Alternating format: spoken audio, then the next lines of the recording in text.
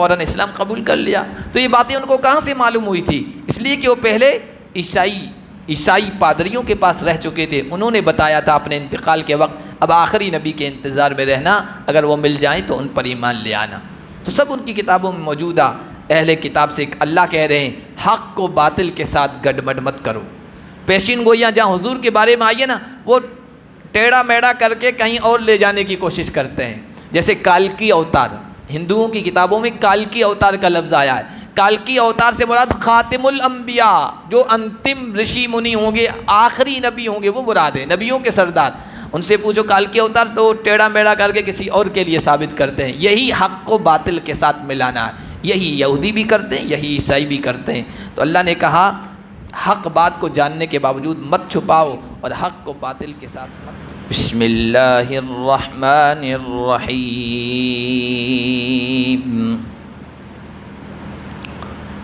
ان مثل عیسیٰ عند اللہ کمثل آدم خلقہ من تراب ثم قال له کن فیکون الحق من ربک فلا تکن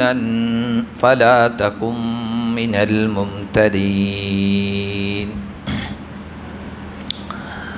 آج کے درس کا آغاز ہم اللہ کے فضل و کرم سے سورہ آل عمران کی آیت نمبر 59 سے کر رہے ہیں۔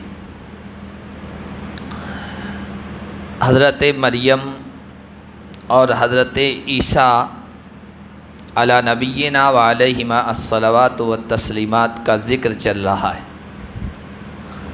حضرت عیسیٰ علیہ الصلاۃ والسلام کے بارے میں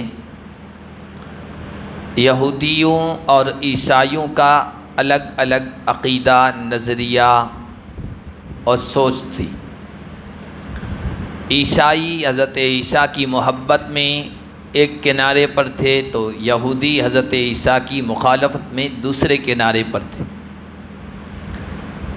حضرت عیسیٰ علیہ الصلاۃ والسلام کو عیسائی محبت میں اللہ کا بیٹا، سن آف گاڈ کہتے تھے اور آج بھی کہتے ہیں۔ تین خداؤں میں سے ایک خدا عیسیٰ بھی ہیں، ان کا عقیدہ ہے۔ یہ حضرت عیسیٰ کی محبت میں انہوں نے کہا، اور یہودی حضرت عیسیٰ کے مخالف تھے، دشمن تھے، اور دشمنی میں اتنے آگے بڑھے کہ نعوذ باللہ انہوں نے حضرت عیسیٰ کو، ہم ایسے الفاظ زبان پر بھی نہیں لا سکتے، لیکن چونکہ انہوں نے کہا ہے سمجھانے کے لیے کہ وہ حضرت عیسیٰ کو حرامی کہتے تھے، ولد الزنا کہتے تھے، نعوذ باللہ۔ تو قرآن کریم نے دونوں کے عقیدوں اور دونوں کی سوچ کا رد کیا ہے، اس کو کاٹا ہے کہ یہ دونوں سوچ صحیح نہیں ہے۔ حضرت عیسیٰ کے سلسلہ میں صحیح نظریہ اور صحیح سوچ کیا ہے وہ قرآن کریم نے بیان کی ہے۔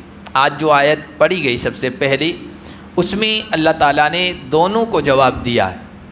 یہ سورہ آل عمران تو چونکہ عیسائیوں کے بارے میں اتری ہے، عیسائیوں کا ایک وفد، ایک پورا ڈیلیگیٹ نجران سے اللہ کے نبی صلی اللہ علیہ وسلم کی خدمت میں سن 9 ہجری میں مدینہ حاضر ہوا تھا، اور انہوں نے بحث کی تھی۔ بحث اس پر تھی کہ عیسیٰ اللہ کے بیٹے ہیں، عیسیٰ معبود ہیں، 3 خداؤں میں سے ایک خدا ہیں۔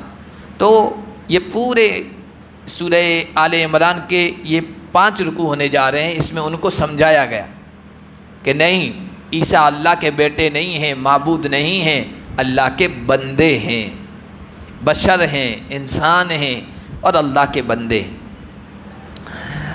جب ان کو سمجھایا جا رہا تھا سمجھ نہیں رہے تھے۔ کٹ حجتی جسے کہتے ہیں نا، سامنے والے کی دلیل سمجھ میں آنے کے باوجود اپنی بات پر اڑے رہنا اور مرغ کی ایک ٹانگ گائے جاتے رہنا، جسے کہتے ہیں کہ مرغے کی ایک ہی ٹانگ ہے، بس اسی پر جمے رہنا۔ تو عیسائیوں کا معاملہ یہی تھا۔ انہوں نے حضور علیہ الصلوۃ والسلام سے کہا چلیے آپ کہتے ہیں کہ عیسیٰ اللہ کے بیٹے نہیں ہیں، تو پھر بتاؤ کہ عیسیٰ کا باپ کون ہے؟ ماں تو سب کو پتہ ہے کہ مریم ہے، تو پھر باپ بتاؤ۔ تو اللہ تعالیٰ نے عیسائیوں کو بھی جواب دیا ہے اور یہودیوں کو بھی کہا کہ عیسیٰ کی مثال اللہ کے یہاں آدم کی مثال ہے۔ عیسائی بھی مانتے ہیں اور یہودی بھی مانتے ہیں کہ انسانی نسل کے سب سے پہلے انسان سب کے ابا یا دادا کہیے وہ حضرت آدم علیہ السلام ہے۔ عیسیٰ کی ماں تو ہے، مریم کے بطن سے پیٹ سے عیسیٰ پیدا ہوئے ہیں، لیکن عیسائیوں سے کہا جا رہا تم کہتے ہو کہ عیسیٰ کے باپ بتاؤ، تو ٹھیک ہے پھر تمہارا جو باپ ہے آدم اس کا باپ بتاؤ۔ اللہ نے اس طرح سے جواب دیا ہے، یا تو ماں موجود ہے نا، وہاں ماں نہ باپ دونوں نہیں۔ حضرت آدم تو مٹی کے خاک کے پتلے سے بنائے گئے، اللہ نے اپنی قدرت سے اس میں روح پھونکی، آدم وجود میں آ گئی۔ حضرت عیسیٰ کی تو ماں تو موجود ہے نا، تمہارے اصلی باپ کے تو نہ باپ ہیں نہ ماں، وہ کیسے پیدا ہوئے بتاؤ؟ ان کو تو تم بندہ کہتے ہو، آدم کو تو تم انسان کہتے ہو، لیکن عیسیٰ کو تم خدا مان لیتے ہو، یہ فرق کیوں؟ اگر خدا ماننا چاہیے تو پھر تو آدم کو ماننا چاہیے، بغیر ماں کے بھی بغیر باپ کے بھی پیدا ہوئے۔ تو اللہ نے کہا عیسیٰ کی مثال اللہ کے یہاں آدم کی مثال کی طرح ہے، اور یہودیوں کو بھی جواب دیا ہے، یہودیوں کو بھی جواب دیا ہے۔ یہودی کہتے تھے کہ عیسیٰ کا باپ ہی کوئی نہیں ہے، تو وہی جواب دیا ہے یہودیوں، تمہارا باپ کون ہے وہ بتاؤ، آدم کے باپ کا باپ کون ہے وہ بتاؤ پہلے۔ تو یہ اعتراض کرنا یا یہ غلط عقیدہ رکھنا یہ صحیح نہیں ہے۔ صحیح عقیدہ وہ ہے جو اللہ قرآن میں محمد الرسول اللہ صلی اللہ علیہ وسلم کے ذریعے سے بتا رہا ہے۔ آدم کو اللہ نے مٹی سے پیدا کیا اور پھر اس سے کہا ہو جا، تو وہ ہو گئی، وجود میں آ گئی۔ اللہ کی قدرت ہے، اللہ کی قدرت ماں کی محتاج نہیں ہے، اللہ کی قدرت باپ کی محتاج نہیں ہے، اللہ کی قدرت نر و مادہ کی محتاج نہیں ہے، اللہ کی قدرت کسی چیز کے وجود کی محتاج نہیں ہے۔ اس سے پہلے بھی 2 درس پہلے بتایا گیا تھا، کتنے کیڑے مکوڑے ہیں جس کی نہ ماں ہے نہ باپ ہے، وہ پیدا ہو رہے ہیں۔ کیڑے مکوڑے ہیں، حشرات الارض ہیں، ایسے جانور ہیں، سب پیدا ہو رہے ہیں۔ اور بارش کے موسم میں دیکھو جب پانی برستا ہے تو کسی نے بیج نہیں ڈالا، کسی نے کچھ نہیں ڈالا، کسی نے زمین نہیں جوتی، اور نہ جانے کتنی کیسی چیزیں ان کے وجود کے بغیر وجود میں آ جاتی ہے۔ اللہ کی قدرت ہے۔ اسی طرح اللہ جب چاہے جو چاہے جس طرح چاہے پیدا کر سکتا ہے۔ اللہ اسباب کا محتاج نہیں ہے، انسان اسباب کے محتاج ہیں، نر و مادہ کے محتاج ہیں، اللہ کسی چیز کا محتاج نہیں ہے۔ الحق من ربک فلا تکن من الممترین، یہی صحیح عقیدہ ہے، صحیح بات ہے کہ جس طرح آدم کو بغیر ماں باپ کے اللہ نے پیدا کیا، اسی طرح عیسیٰ کو بغیر باپ کے اللہ نے پیدا کیا، اپنی قدرت ان کے ذریعے سے دکھائی، اور وہ خدا نہیں ہیں، وہ اللہ کے بندے ہیں۔ یہ صحیح عقیدہ ہے، یہ سچ ہے، یہ تمہارے رب کی طرف سے بتایا جا رہا ہے۔ کہا تو اللہ کے نبی سے کہا جا رہا ہے، اللہ کے نبی شک تھوڑی کر سکتے ہیں، لیکن اللہ کے نبی کے واسطے سے انڈائریکٹ امتیوں کو کہا جا رہا ہے، اس سلسلے میں تم کسی شک میں مت پڑنا۔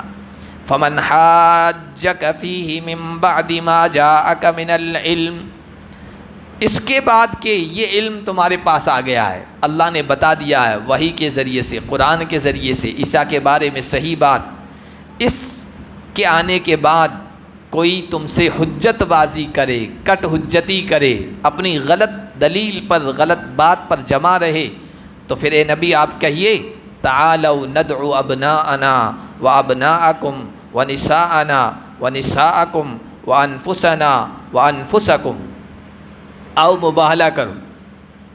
مباہلہ کسے کہتے ہیں؟ مباہلہ ابتحال سے ہے، ابتحال عربی لفظ ہے، اس کے معنی آتے ہیں خوب آہو زاری کرنا، رونا، گڑ گڑانا، اللہ کے سامنے دعا کرنا، اور اپنے مخالف کے حق میں بد دعا کرنا عاجزی کے ساتھ، اس کو مباہلہ کہتے ہیں۔ یہ ایک طریقہ ہے کہ جب 2 فریق آپس میں ڈیبیٹ کریں، بحث مباحثہ کریں اور حجت بازی کریں، ہر ایک اپنی اپنی دلیل پر جمع رہے، اپنی بات پر جمع رہے، دوسرے کی صحیح بات کو ماننے کے لیے تیار نہ ہو، تو بات کو ختم کرنے کے لیے طریقہ اختیار کیا جاتا ہے، چلو آؤ مباہلہ کر لو۔ مباہلہ میں کیا ہوتا ہے؟ تم اپنے بیوی بچوں کو، اپنے عزیزوں کو لے آؤ، ہم اپنے بیوی بچوں کو، اپنے عزیزوں کو لاتے ہیں، اور پھر دعا کرتے ہیں کہ اللہ جو جھوٹا ہے ہم میں سے، اس پر تیری لعنت ہو، تیرا غضب ہو، تیرا عذاب ہو، تیری پھٹکار ہو، اور تیری گرفت میں وہ آ جائے۔ اس کو کہتے ہیں مباہلہ۔ تو اللہ کے نبی سے کہا جایا کہ یہ عیسائی اتنی دلیلیں دینے کے باوجود سمجھ میں نہیں آ رہے ہیں، تو پھر ٹھیک کہیے کہ مباہلہ کرتے ہیں، اور جو جھوٹا ہے اس پر اللہ کی لعنت بھیجتے ہیں۔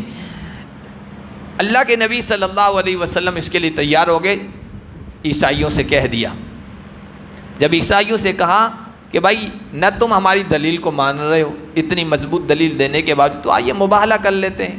مباہلہ کا طریقہ اور اس کا انجام کیا ہوتا ہے وہ عیسائیوں کو پتہ تھا۔ انہوں نے کہا ہمیں مہلت دیجئے، ہم آپس میں مشورہ کرتے ہیں۔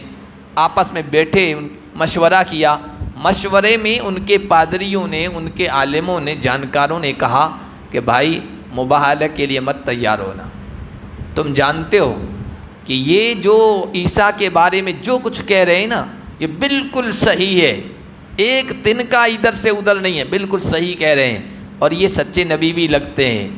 اللہ نے اپنی کتابوں میں، چونکہ تورات و انجیل میں پیشین کو یہ آئی تھی، کتاب میں کہا ہے کہ بنی اسماعیل میں اپنا آخری نبی بھیجوں گا، ہو سکتا ہے یہی وہی بنو اسماعیل کا آخری نبی ہو، اس لیے ان کے مقابلے میں ہمیں مباہلہ نہیں کرنا، اگر کر لیا تو سب ہمارے بیوی بچے عزیز اقارب تہس نہس ہو جائیں گے، ختم ہو جائیں گے، برباد ہو جائیں گے، اس لیے مباہلہ نہیں کرنا ہے، صلح کر لو ان سے، جزیہ پر صلح کر لو۔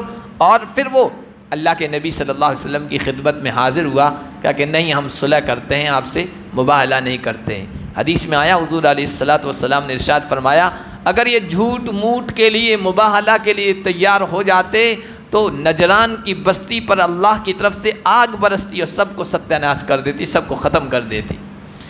ان ھذا لہو القصص الحق، یہ جو قرآن بیان کر رہا حضرت عیسیٰ کے بارے میں یہی سچا واقعہ ہے، سچی بات ہے، اور یہی حقیقت ہے۔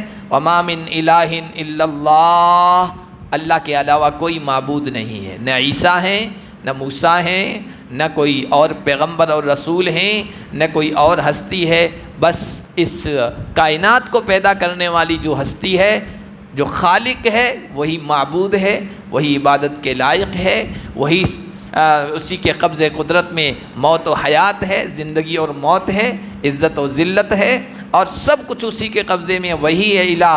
وَإِنَّ اللَّهَ لَهُوَ الْعَزِيزُ الْحَكِيمُ، اور اللہ ہی زبردست ہے، حکمت والا ہے۔ فَإِن تَوَلَّوْا، اگر وہ اس کے لیے تیار نہ ہو، منہ پھیر لیں، تو جان لو اللہ مفسدوں کو اچھی طریقے سے جانتا ہے۔ مفسد، فساد کرنے والے، بگاڑ پیدا کرنے والے، لوگوں کو گمراہ کرنے والے، توحید کے خلاف جانے والے، شرک میں مبتلا ہونے والے، گناہ کرنے والے، اللہ اس کے رسول کی ہدایات کی خلاف ورزی کرنے والے، یہ سب زمین میں فساد۔ زمین میں فساد صرف یہ نہیں ہے کہ گولی چلا دو، بم پھوڑ دو، انسانوں کو قتل کر دو، یہ بھی فساد ہے، اور شرک میں مبتلا ہونا، کفر میں مبتلا ہونا، معصیت کرنا، گناہ کرنا، یہ بھی زمین میں فساد پھیلانا ہے۔ تو ان سے کہہ دو اللہ فساد کرنے والوں کو، شر انگیزوں کو جانتا ہے، اور وقت پر ان سے نمٹ لے گا۔ قُلْ يَا أَهْلَ الْكِتَابِ تَعَالَوْا إِلَىٰ كَلِمَةٍ سَوَاءٍ بَيْنَنَا وَبَيْنَكُمْ أَلَّا نَعْبُدَ إِلَّا اللَّهَ وَلَا نُشْرِكَ بِهِ شَيْئًا۔ پھر اللہ کے نبی سے کہا گیا اللہ کے نبی آپ ان کو دعوت دیجیے، اس بات پر آئے ہیں کہ مباہلہ نہیں کر رہے ہیں، اتنا نیچے اتر آئے تو ان کو اب دعوت دیجیے۔ دعوت ایک مشترکہ چیز پر، یعنی ایک کامن جو پوائنٹ ہوتا ہے یا کامن جو چیز ہوتی ہے جس پر آ کر سب متفق ہو جاتے ہیں۔ جیسے اب مسلمانوں میں کئی فرقے ہیں، لیکن ان سے کہا جائے کہ بھائی اپنا اپنا اختلاف الگ جگہ، لیکن جو ہماری کامن چیز ہے اللہ، ہم ایک اللہ کو مانتے ہیں، سب رسول اللہ سے محبت کرتے ہیں، قرآن کو سب مانتے ہیں، اس پوائنٹ پر سب ہم متحد ہیں۔ تو کامن جو چیز ہے اس کی طرف آپ ان کو بلائیے۔ تعالو، ان سے کہیے آؤ ایسے کلمے کی طرف جو ہمارے تمہارے درمیان مشترک ہے، ہم اس کو مانتے ہیں، سب مانتے ہیں، عیسائی بھی یہودی بھی۔ یہ کون سا کلمہ ہے؟ توحید کا، یہ توحید کا کلمہ ہے۔ یہودیوں کی کتابوں میں، عیسائیوں کی کتابوں میں توحید کی تعلیم موجود تھی، یہاں تک کہ اگر آپ یہاں ہمارے برادران وطن کی جو کتابیں ہیں جن کو یہ مانتے ہیں، وید وغیرہ، ویدوں میں بھی اصل توحید کی تعلیم ہے۔ اور آپ کسی سے بھی پوچھیں، بحث کریں گے نا، آگے بحث میں جب انت تک پہنچیں گے، آخر تک، تو سب مانتے ہیں کہ آخر میں ایک کوئی بڑا ہے، یہ سب مانتے ہیں، مہادیو ہے، کوئی ہے بڑا، سب سے بڑا ہے، یہ سب مانتے ہیں، یہودی بھی عیسائی بھی، ہم بھی مانتے ہیں سب سے بڑا اللہ ہے، لیکن نیچے شرک کی سب چیزیں اختیار کیے ہوئے ہیں۔ تو توحید پر تو سب متفق ہیں، ان سے کہیے آئیے توحید پر، سب کی کتابوں میں توحید کی تعلیم موجود ہے کہ ہم اللہ کے علاوہ کسی کی عبادت نہیں کریں گے اور اس کے ساتھ کسی چیز کو شریک نہیں ٹھہرائیں گے، اور ہم میں سے ایک دوسرے کو اللہ کو چھوڑ کر رب نہیں مانیں گے۔ اللہ کو چھوڑ کر رب ماننا یہ کیسے ہوتا کہ جو مذہبی رہنما تھے، مذہبی پادری تھے، عیسائیوں کے، یہودیوں کے، مشرکوں کے، وہ جس چیز کو حلال کر دیتے تھے وہ حلال، جس چیز کو حرام کر دیتے تھے وہ حرام، تو حلال کو حرام کرنا یا حرام کو حلال کرنا یہ تو خدائی اختیار ہے۔ اب اگر کوئی یہ کر لے تو سمجھے وہ بھی خدا بن گیا ہے یا اس کو بھی خدا بنا دیا گیا ہے۔ اسی لیے ایک صحابی تھے، حاتم طائی کے بیٹے، حاتم طائی بہت سخی گزرا ہے، سخاوت میں ایک سمبل، علامت، سب جانتے ہیں، حاتم طائی مشہور ہے۔ تو ان کے بیٹے مسلمان ہوئے، اللہ کے نبی کی خدمت میں آئے، صلیب پہنے ہوئے تھے، کراس جو ہوتا ہے نا عیسائیوں کا نشان، ان کے چرچ دیکھو، عیسائیوں کے اسکول دیکھو تو وہاں پر یہ کراس کا نشان ہوتا ہے، اس کو صلیب کہتے ہیں، کیروسڈ بھی کہتے ہیں۔ تو یہ حضرت عیسیٰ کے سولی پر لٹکائے جانے کا نشان ہے، جو غلط عقیدہ ہے۔ حضرت عیسیٰ کے بارے میں ہم پچھلے درس میں پڑھ چکے ہیں، اللہ نے فرمایا کہ ہم نے ان کو اٹھا لیا ہے، نہ ان کو کسی نے قتل کیا ہے نہ وہ سولی پہ لٹکائے گئے ہیں، تو اس کو صلیب کہتے ہیں۔ آج افسوس کی بات ہے بہت سارے نوجوان وہ یہ کراس کا نشان اپنے گلے میں ڈالتے ہیں، ہاتھ میں بھی پہنتے ہیں، چونکہ عیسائیوں کا یہ عقیدہ ہے یہ پہنیں گے تو برکت ہوگی، پہن کر نکلیں گے تو سفر کامیاب ہوگا اور برکتوں کے خیر کے فیصلے ہوں گے، تو یہ چیز بھی شرکیہ ہے۔ بہرحال تو صلیب پہنے ہوئے تھے، حضور نے کہا یہ کیا ہے؟ کیا یہ عیسیٰ کی نشانی ہے؟ کہا یہ توڑ دو، غلط ہے، اس کو ختم کر دیا۔ اس کے بعد بیعت میں یہ کہا کہ جو ہے نا تم لوگ اپنے پادریوں کو رب بناتے تھے، تو حضرت انہوں نے حاتم طائی کے بیٹے نے کہا کہ نہیں، ہم تو کسی کو رب نہیں مانتے، اپنے پادریوں کو اللہ رب نہیں مانتے تھے۔ کہ کیسے نہیں مانتے تھے؟ تمہارے پادری جس چیز کو حالانکہ وہ حلال ہوتی تھی حرام کر دیتے تھے، حرام چیز کو حلال کر دیتے تھے، ایسا نہیں ہوتا تھا تم اس کو مان لیتے؟ کہا یہ تو ہوتا تھا کہ یہی تو خدائی اختیار میں دخل اندازی کرنا ہے، جو اللہ کا حصہ ہے، اللہ ہی کسی چیز کو حلال حرام کر سکتا ہے، اور تم نے وہ کر دیا، اپنے پادریوں کو وہ اختیار دے دیا۔ تو کہا کہ ہم ایک دوسرے کو اللہ کے علاوہ اللہ کے کو چھوڑ کر رب نہیں بنائیں گے۔ اے عیسائیو اس بات پر آؤ۔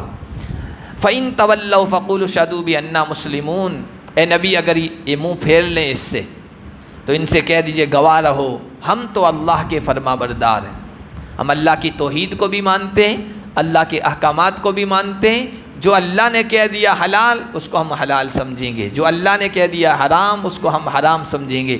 اب کسی کے کہنے پر ہم حلال کو حرام نہیں سمجھ سکتے اور نہ حرام کو حلال سمجھ سکتے ہیں، یہ اللہ کا اختیار ہے۔ ہم اللہ کے سامنے سرنڈر ہونے والے، مسلمان کا مطلب یہی ہے، سرنڈر ہو جانا، گردن جھکا دینا، فرما برداری کا اظہار کرنا۔ یا اہل الکتاب لم تحاجون فی ابراہیم وما انزلت التوراۃ والانجیل الا من بعدہ افلا تعقلون۔ جب یہودیوں اور عیسائیوں سے یہ کہا جاتا تھا مسلمان بن جاؤ، قرآن پر ایمان لے آؤ، ایمان والے بن جاؤ، تو وہ کہتے تھے کہ اے مسلمانوں تم ابراہیم کو مانتے ہو، تو ہم بھی ابراہیم کے ماننے والے ہیں، اور ابراہیم یہودی تھے، عیسائی تھے، تو ہم تو پہلے سے ابراہیم کے ماننے والے ہیں، یہ دلیل دیتے تھے سامنے سے۔ تو اللہ نے کہا کیسی بے وقوفی اور بے عقلی کی باتیں کرتے ہو، ابراہیم کے بارے میں حجت بازی کرتے ہو، بحث کرتے ہو، اور یہ کہتے ہو ابراہیم یہودی تھے یا ابراہیم عیسائی تھے، حالانکہ تورات انجیل ابراہیم کے بعد اتری ہیں، ابراہیم تو بہت پہلے کے ہیں، ابراہیم تو پہلے کے ہیں، یہودیت تورات سے چلی ہے، عیسائیت انجیل سے چلی ہے، اور یہ تو بہت بعد کی کتابیں ہیں، ابراہیم تو ان سے پہلے آئے، تو وہ کیسے یہودی ہوں گے، وہ کیسے عیسائی ہوں گے؟ بعد میں آتے تو تمہاری بات میں کچھ دم ہوتا ہے، کچھ مضبوطی ہوتی۔ ابراہیم تو پہلے کے، یہ کتابیں بعد میں اتری ہے، عیسیٰ بعد میں آ رہے ہیں، موسیٰ بعد میں آ رہے ہیں، کیسے وہ یہودی یا عیسائی ہو گئے؟ افلا تعقلون، اتنی بھی تم عقل نہیں رکھتے ہو؟ یہ تو عام بندہ تاریخ اگر اٹھا کر دیکھے گا، پڑھے گا، اس کو جانکاری ہوگی تو کہے گا یہ تو بیوقوفی والی بات ہے۔ جو پہلے آدمی ہے اس کو کہہ رہے ہیں کہ وہ بعد کے ماننے والا، اس کا پیروکار ہے۔ ہاں انتم ہؤلاء حاججتم فیما لکم بہ علم فلم تحاجون فیما لیس لکم بہ علم۔ جن چیزوں کے بارے میں تمہیں جانکاری ہے اس میں تو تم حجت بازی کرو، دلیل دو، بحث کرو، سمجھ میں آتا ہے، لیکن جس چیز کے بارے میں تمہیں کچھ عطا پتہ نہیں ہے، علم نہیں ہے، اس میں بھی ٹانگیں اڑاتے ہو، بحثیں کرتے ہو۔ یہ غلط طریقہ ہے، اور جو صحیح بات ہے اس کو مان لینا چاہیے۔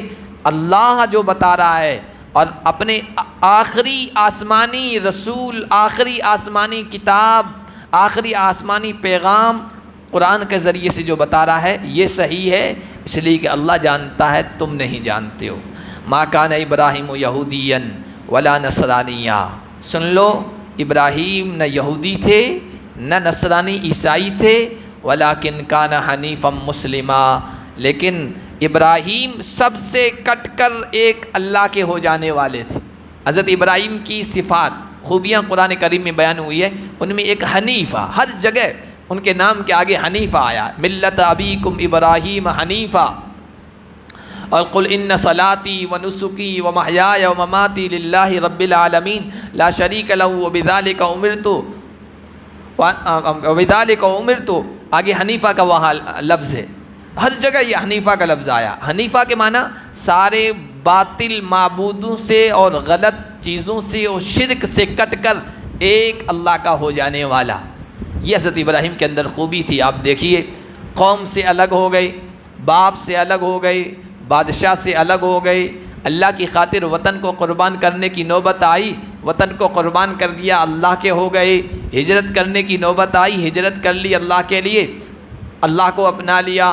اور جب بیٹے کو قربان کرنے کی نوبت آئی اللہ کے لیے تو اس کے لیے بھی تیار ہو گئی۔ حضرت ابراہیم کی زندگی میں یہ کتنا عجیب پہلو ہے، سبق آموز، نصیحت والا، کہ جب بیٹے تھے اللہ کی خاطر باپ کو قربان کر دیا، اور جب خود باپ بنے ہیں تو اللہ کی خاطر بیٹے کو قربان کر دینے کے لیے تیار ہوئے۔ اسی لیے اللہ نے ان کی تعریف ہی کی ہے، حنیفہ، سب کو، سب کی محبت کو کنارے کر کے وہ ہمارے ہو جانے والے تھے، اور وہ مسلمان تھے۔ عجیب بات یہ کہ یہودی تو یہ کہتے تھے کہ ابراہیم یہودی، عیسائی یہودی، جو مورتی پوجک تھے، بت پوجا کرنے والے، شرک کرنے والے، وہ بھی کہتے تھے ابراہیم ہمارے، ہم ابراہیم کے ماننے والے ہیں۔ اس سے بڑھ کر مضحکہ خیز ہنسنے والی بات اور کیا ہوگی؟ ابراہیم جیسا بت شکن، بتوں کو توڑنے والا، توحید کا جھنڈا اٹھانے والا، توحید کا علم بردار، جس کی پوری تاریخ قرآن نے محفوظ کی ہے، کس طرح بتوں کو توڑا۔ تو جو بتوں کا توڑنے والا تھا، مشرک کہتے تھے ابراہیم تو ہمارے تھے، گویا ان کے کہنے کے مطابق ابراہیم شرک کرتے، بہو دیوواد میں مبتلا تھے، کئی معبودوں کی پوجا کرتے تھے۔ تو کہا کہ وما کان من المشرکین، مشرکوں کا دعویٰ بھی صحیح نہیں ہے، تو نہ یہودی، نہ عیسائی، نہ مشرک، تو پھر ابراہیم کون تھے اور ابراہیم والے کون ہیں؟ اللہ نے کہا ما کان ان اولی الناس بابراہیم للذین اتبعوہ وہذا النبی والذین آمنوا۔ اب اللہ واضح کرتے ہیں ابراہیم کے سب سے زیادہ قریبی، ابراہیم کی محبت کا صحیح دعویٰ کرنے والے، صحیح دم بھرنے والے وہ تھے جنہوں نے ابراہیم کے زمانے میں ابراہیم کی توحید کی دعوت کو قبول کیا، جو ان پر ایمان لے آئے، وہ اصل ان کے ماننے والے تھے۔ اور یہ نبی، ھذا النبی، یہ نبی محمد الرسول اللہ صلی اللہ علیہ وسلم، یہ ابراہیمی ہیں، ابراہیم ان کے ہیں، یہ ابراہیم کے ہیں۔ والذین آمنوا، اور جو اس نبی کو مانتے ہیں محمد الرسول اللہ صلی اللہ علیہ وسلم کو، یہ بھی ابراہیم کے زیادہ قریب ہیں۔ اصل ابراہیمی یہ ہیں، اس لیے کہ شرک سے متنفر، شرک سے بیزار، شرک سے نفرت کرنے والے، شرک سے دور اور توحید کے اپنانے والے ہیں، اس لیے سب سے زیادہ حقدار محمد الرسول اللہ اور ان کے پیروکار ہیں۔ یہ جو دعویٰ کرتے ہیں کہ ہم ہیں ابراہیمی، یہ اپنے دعوے میں سچے ہیں، اور واللہ ولی المؤمنین، اللہ ایسے ایمان والوں کا کارساز ہے، دوست ہے، ان کے کام آنے والا ہے، ان کو غالب کر کے رہے گا۔ وَدَّتْ طَائِفَةٌ مِّنْ أَهْلِ الْكِتَابِ لَوْ يُضِلُّونَكُمْ وَمَا يُضِلُّونَ إِلَّا أَنفُسَهُمْ وَمَا يَشْعُرُونَ۔ اتنا سب کچھ سمجھانے کے باوجود اہل کتاب یہودی اور عیسائی سمجھتے نہیں تھے، تو پھر کیوں یہ بحث بازی کرتے تھے یا اپنی غلط دلیل پر جمے رہنا؟ تو اللہ نے فرمایا اہل کتاب کا ایک گروہ یہ چاہتا ہے کہ تمہیں گمراہ کر دے، تمہیں گمراہ کر دے۔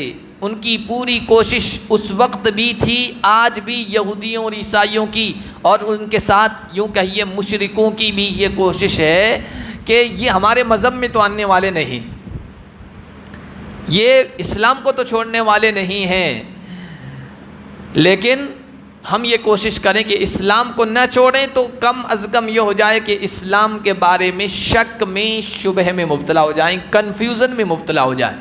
آج پوری کوشش ان کی ہے ایسے ایسے پوائنٹ چھوڑنا، ایسی ایسی باتیں چھوڑنا جو کمزور بے بنیاد باتیں، من گھڑت باتیں ہیں، لیکن حضور کے بارے میں، حضرت عائشہ کے بارے میں، اسلام کی بہت ساری چیزوں اور تعلیمات کے بارے میں، قربانی کے بارے میں، کہ جس میں اہل اسلام کنفیوژن میں مبتلا ہو جائیں۔ تو اللہ نے فرمایا ان کی کوشش تو یہ کہ یہ اہل ایمان کو گمراہ کر دیں۔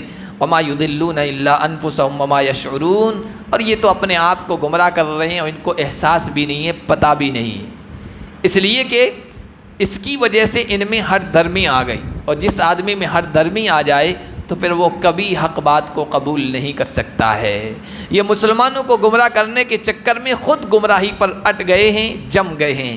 یا اہل الکتاب لم تکفرون بآیات اللہ وانتم تشہدون، اللہ فرما رہے ہیں ایک کتاب کے آسمانی علم کے جاننے والوں، تورات اور انجیل کے ماننے والوں، تم اللہ کی آیات کو، قدرت کی نشانیوں کو کا انکار کر رہے ہو، جبکہ تم گواہ ہو، تمہیں پتہ ہے، سب یہودیوں اور عیسائیوں کو پتہ ہے، اس لیے کہ ان کی کتابوں میں آخری نبی محمد الرسول اللہ صلی اللہ علیہ وسلم کے بارے میں پیشین گوئیاں آئی۔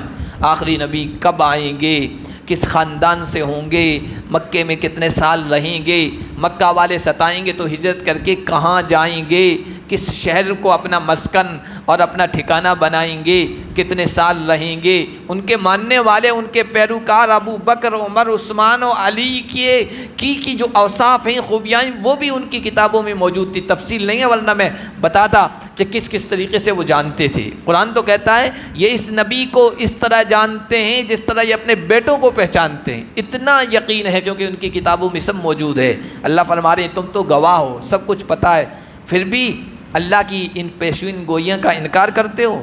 یا اہل الکتاب لم تلبسون الحق بالباطل، اے اہل کتاب حق کو باطل کے ساتھ کیوں ملاتے ہو، گڈمڈ کیوں کرتے ہو، شک میں لوگوں کو مبتلا کرنے کے لیے، اور تم حق کو کیوں چھپاتے ہو، جان بوجھ کر حق کو کیوں چھپاتے ہو؟ پتہ ہے کہ تمہاری کتابوں میں آخری نبی کے بارے میں جو باتیں ہیں وہ یہی محمد الرسول اللہ ہے، اور جتنے بھی باطل مذاہب میں، چونکہ وہ آسمانی کتابوں کے پہلے جاننے والے ہیں، ان کی کتابوں میں موجود ہے، لیکن حضور کے بارے میں ان سب باتوں کو وہ چھپا دیتے ہیں، حق بات نہیں بتاتے ہیں۔ جن یہودیوں اور عیسائیوں کو اللہ نے توفیق دی وہ اسلام لے آئے، حق بات کو ماننے کی، انہوں نے اپنی کتابوں میں دیکھا، حضور علیہ الصلاۃ والسلام کو دیکھا۔ حضرت سلمان فارسی کا واقعہ دیکھو، کہاں سے غلام در غلام ہو کر جب مدینہ پہنچے ہیں، حضور ہجرت کر کے مدینہ آئے تو کسی نہ کسی طریقے سے یہ اپنے آقا کے باغ سے نکل کر یہاں مسجد نبوی میں آئے ہیں، اور کچھ کھجوریں لائے تھے، حضور کی خدمت میں پیش کی کہ یہ زکوٰۃ ہے، یہ زکوٰۃ صدقہ ہے، صدقہ، آپ یہ لوگ محتاج ہیں، پردیسی ہیں، یہ آپ کھا لیجئے اور ان کو بھی دے دیجئے۔ تو حضور نے کہا ہم صدقے کو قبول نہیں کرتے، صحابہ کو دے دی، تو کہا کہ ایک نشانی تو پوری ہو گئی، کیونکہ آخری جو پادری تھا حضرت سلمان فارسی کو بتایا تھا کہ نبی کے اندر ایک نشانی یہ ہوگی کہ وہ صدقے کو قبول نہیں کرے گا، ہدیے کو قبول کرے گا، اور دوسری یہ ہوگی کہ اس کے مہر نبوت ہوگی۔ دوسرے موقع نکال کر آئے، کھجوریں لے کے آئے، حضور سے کہا کہ یہ جو ہے نا یہ ہدیہ ہے میری طرف سے۔ حضور نے کچھ کھجوریں تناول فرمائی اور باقی صحابہ کو دے دی، تم کھا لو، کہا کہ دوسری نشانی بھی پوری ہو گئی. ادھر یہ سوچ رہے تھے کہ یار یہ تو نشانیاں پوری ہو گئی. حضور نے کہا سلمان یہ بھی آگے دیکھ لو کہ جو باقی ہے وہ بھی دیکھ لو, مہر نبوت. فوراً اسلام قبول کر لیا. تو یہ باتیں ان کو کہاں سے معلوم ہوئی تھی؟ اس لیے کہ وہ پہلے عیسائی پادریوں کے پاس رہ چکے تھے, انہوں نے بتایا تھا اپنے انتقال کے وقت اب آخری نبی کے انتظار میں رہنا, اگر وہ مل جائیں تو ان پر ایمان لے آنا. تو سب ان کی کتابوں میں موجودہ. اہل کتاب سے اللہ کہہ رہے ہیں حق کو باطل کے ساتھ گڈمڈ مت کرو. پیشین گوئیاں جہاں حضور کے بارے میں آئی ہے نا, وہ ٹیڑھا میڑا کر کے کہیں اور لے جانے کی کوشش کرتے ہیں. جیسے کالکی اوتار, ہندوؤں کی کتابوں میں کالکی اوتار کا لفظ آیا ہے. کالکی اوتار سے مراد خاتم الانبیاء, جو انتم رشی منی ہوں گے, آخری نبی ہوں گے, وہ مراد ہے, نبیوں کے سردار. ان سے پوچھو کالکی اوتار تو ٹیڑھا میڑا کر کے کسی اور کے لیے ثابت کرتے ہیں. یہی حق کو باطل کے ساتھ ملانا ہے. یہی یہودی بھی کرتے ہیں, یہی عیسائی بھی کرتے ہیں. تو اللہ نے کہا حق بات کو جاننے کے باوجود مت چھپاؤ اور حق کو باطل کے ساتھ مت ملاؤ. آگے بھی اسی سلسلے میں کچھ باتیں ہیں, انشاءاللہ اگلے درس میں ہم اس کو پڑھیں گے.